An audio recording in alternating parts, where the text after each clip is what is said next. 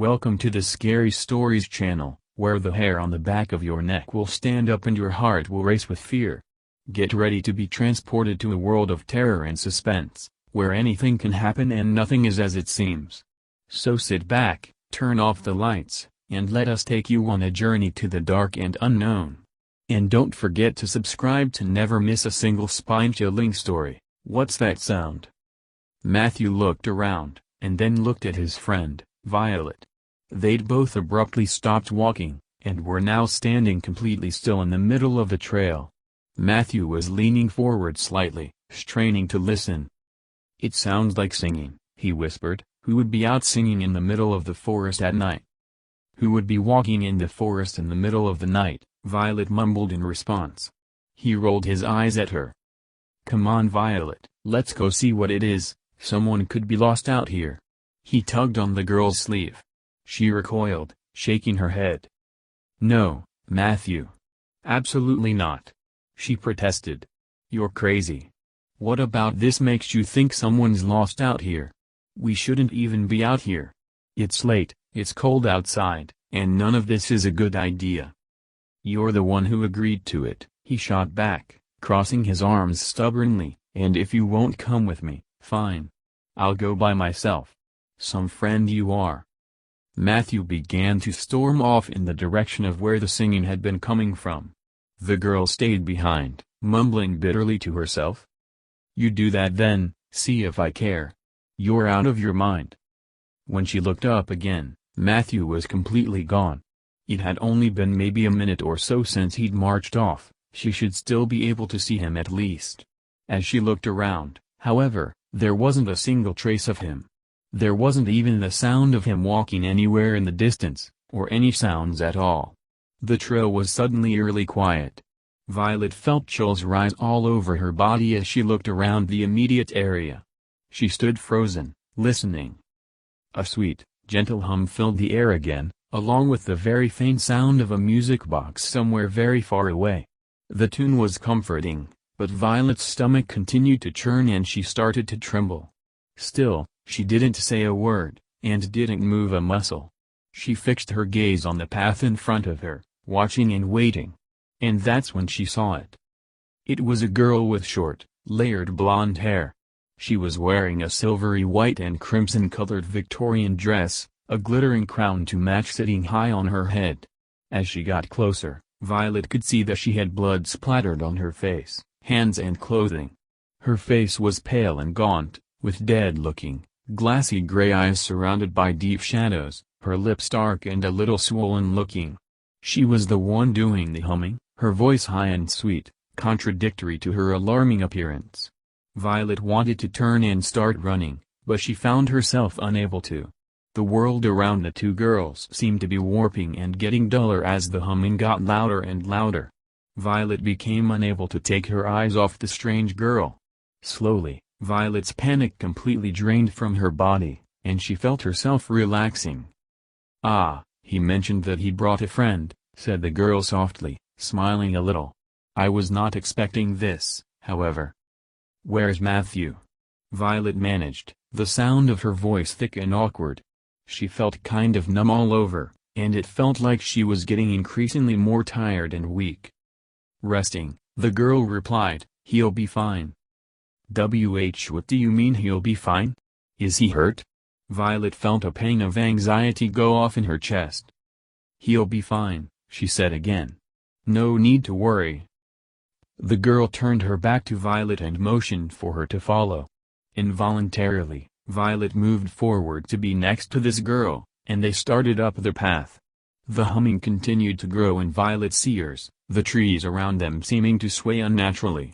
It almost looked like everything was stretched upward, as if it was being pulled towards the sky. Everything felt like it was dragging by, and it made Violet feel like she was dreaming almost. "What's your name?" the girl asked. "Violet," she replied. "What's yours?" "Advertisements." "My name is Annalise Spiral." Annalise smiled. "It's nice to meet you." "Where is Matthew?" Violet asked again, forcing herself to focus. "What have you done with him?" Annalise didn't answer the question. The path before them seemed to get longer and longer, and time seemed to be moving slower and slower with every step Violet took. Her limbs felt heavy, as if they were made out of lead. She felt as if she might just collapse, starting to sway on her feet and stumble. Annalise looped a blood-stained arm through hers, steadying her. "We're almost there, it's off this trail a little ways." Annalise led Violet carefully off the trail, where the forest got thicker, and the trees closer together. Annalise's humming was so loud now that Violet felt as if her brain was expanding against her skull. Her vision was starting to blur and colors were dancing in front of her eyes. Her heart was pounding so hard that she thought it was going to explode at any moment.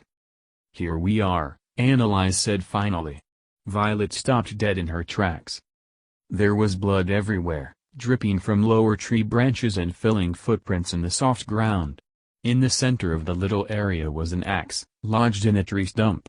What surrounded it, however, was what had Violet frozen in absolute terror. She couldn't tell how many of them there were, but there were bodies surrounding the stump. Some were recent and still profusely bleeding, while others showed various stages of decay. Every single one was missing its head. Violet didn't dare look up to confirm what was really making blood drip from the tree branches. "You wanted to know what happened. I thought it best to show you," Annalise said simply. Violet could take no more of what she was seeing and finally collapsed, face down on the dirt, letting swirling, inky darkness consume her. Advertisements. The following is a broadcasting excerpt, put out a week after Violet and Matthew were reported missing. On Monday evening, on October 3rd, two teenagers went missing in the woods near Whitewater, Violet Tyler and her friend Matthew Collins. We've just been informed that both were found. Unfortunately, Matthew Collins has passed away from serious injury. Violet Tyler was found near him, and was hospitalized, found to be in a coma. Doctors have concluded that she suffered a very sudden heart attack, and she is not expected to survive. These two are part of the many that have disappeared over the years during the month of October in various places across the world under the same mysterious circumstances. May God be with you all. Annalise Elizabeth Spiral was born on October 21, 1820. She was the only daughter of Richard and Adeline Spiral. Annalise was a beautiful, loved child from the very moment she was born. As she grew up, she expressed interest in music, so she enrolled in singing lessons and played piano.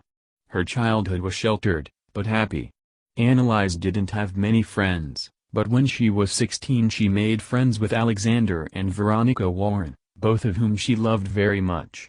The three of them were very close, and the depth of Annalise's love for them cannot be described in words.